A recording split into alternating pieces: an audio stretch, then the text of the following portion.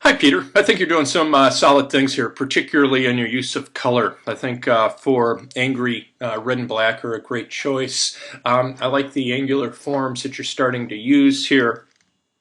Um, so you're using quite simple shape and line, but this is somewhat representational. It looks quite a lot like a face with kind of angry eyes, and that's because you're using a circular form, and the idea that anger is expressed in a circle really doesn't come across that well. A circle is kind of a meditative form, a calming form, and anger is more associated with angular, explosive forms, sharp forms, triangles, starbursts, those kinds of things. And so I would suggest being more aggressive with the forms here, trying to get away from the representational imagery. You're doing quite a good job with whimsical here. I think it's absolutely excellent. The repeated motif, circular motif, is varied through size and color,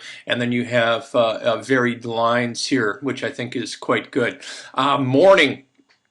Again, it's getting very representational. You have a flower represented here, and we want to stay away from that kind of imagery.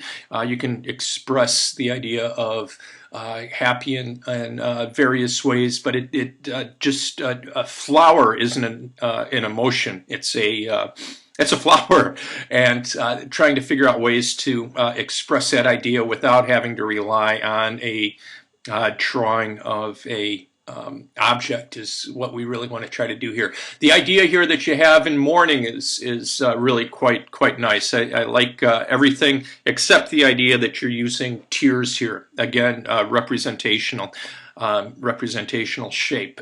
But everything else I think is going on quite fantastically well.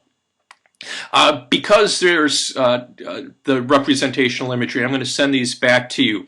And if you could revise them and then send them back to me for a grade, that would be fantastic. But like I said, your use of color in all these is right on. So I would suggest that you keep that going as best you can, okay? Good work.